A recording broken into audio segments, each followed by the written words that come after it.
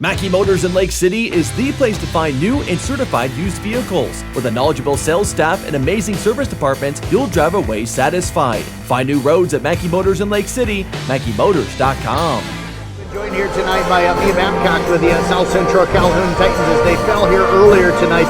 The Southeast Valley played well up until maybe that fourth quarter when things started to slip a little away from you. Mia, what did you take away from the game before I give you any thoughts and ask you questions? What did you kind of think about tonight? I think that on the defensive end, we started playing really aggressive. We realized that there was two girls that we really needed to try to shut down, but eventually we kind of just started getting sluggish, and those girls just started getting past us. They're both great girls.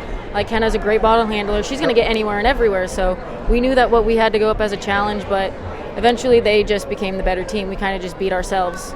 And that's been a little bit of an issue, but you and I were just talking, not a lot of varsity experience coming back with this year's team. So as one of the leaders of this group, as an upperclassman, what are you trying to do to help maybe some of the younger kids, even as you're gaining your own experience here at the varsity level? Yes, as we're on defense, I try to help communicate with people hey, there's a switch, screen, whatever I can. And when we're on offense, I try to yell at, try to run a play, whatever play we're trying to run. I try to help that out and be hey, don't forget to stay here. And we're in the middle of play. Sometimes our screeners, they leave a little bit too early. So I'm just wait one more second and that girl's going to be wide open and then you can go. You mentioned the aggressiveness. I thought you guys really came out, you girls, in the second half especially. What was the conversation like at halftime? Because you were right there in the game at halftime. Yeah, when we went back in, he's you just got to go for it. We know 6'1", Breck Mills, it's going to be harder for us, especially with our height. You just have to go into them. They'll call the fouls, whether it's there or not. They'll find something because our height advantage compared to their height advantage compared to ours, it's going to be easier for us to get fouls called for them. What's it like? You're maybe 5'9", 5'10", yeah, and you're going up against 6'1". So, and that's probably going to be you most nights. Yes. What's that battle been like so far this year? It's been pretty good. I've been able to get around girls pretty well, especially if our help side is there, it makes it a lot easier for me. So I just try to get in front of the girl, whether she's holding me back or whatever. I try to get around her the best I can, and Coach Batta has definitely helped me out with telling me get around her the best you can, and then your help side will be right there to help you out. This team staying positive even through the offensive struggles here early in the season? Yes, we are a very well communicated team. We have a lot of great chemistry. We know how to work well together, even though we haven't played with each other that much, but we have a lot of good chemistry and we know how to move the ball with each other. Well, I tell you what, it's always fun to catch up with you. I appreciate you joining us. Enjoy your Christmas if I don't see you ahead of time. Thanks for coming up. Mia Babcock joining us. I see head coach Curt Batta making his way over. We'll slide him into the head area here and we'll get him into the camera view here as well. And Curt, I know a disappointing loss tonight, but I thought the effort to start the second half early was really good for you guys. Maybe dipped a little bit as the game started to slip away there in the fourth, but what did you take away from tonight and talk to the girls about? Well, one of the things that we've talked about is overall effort and being consistent that way. And I think for the most part, from the way the season's gone, you can't fault our kids' overall effort. We had the discussion the other night about, nobody wants to come to a practice or come to a game and want to fail. So I think their heart's in the right spot. I think they're working hard towards a common goal of trying to win basketball games. Right now, I think where we're struggling the most is just overall basketball IQ and understanding what we want to do and implement on the floor as things are happening.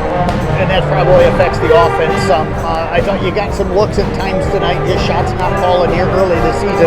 Offensive execution, you're getting the kind of looks. I know there's not too many turnovers, but you're getting the looks when you're not turning it over that you want.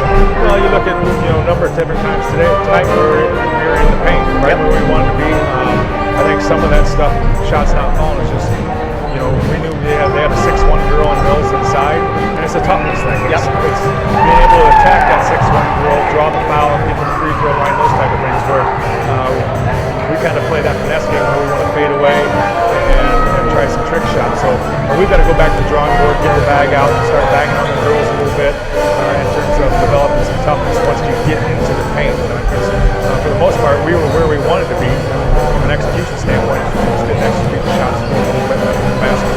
Bray Patterson hit that three early there in the third to cut it to a three-point game. You had a couple of possessions you could have tied or cut it to a 1 point, just didn't get the score. Then they go on that 7-0 run in the third quarter. I thought that's kind of where momentum swung back to them.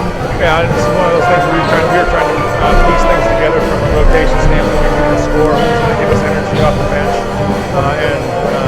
and they went on the run. and I thought that's kind of the same turning point in the game was all of a sudden you let Mills break away for 2 easy layups, and that was kind of the tie of the game. So and it's one of those things we just got to keep nose to grindstone and understand that we don't have that 20 to 30 point score, and that's the beauty of who we are. I think our kids kind of understand that.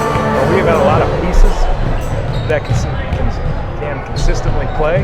It's now just trusting in those pieces and executing on what we want to do scheme-wise. Emmetsburg at home on Friday night. What do you know about them at this point? Well, you got Shaney inside, which, if we thought we had a battle inside with Mills tonight, Shaney's just as good of a player, probably a little bit more physical. So we've got to try to win the glass and keep her off the boards, and they're going to post her up a lot. So it's going to be the same type of game, and then they've got 2 excellent guards that can shoot it.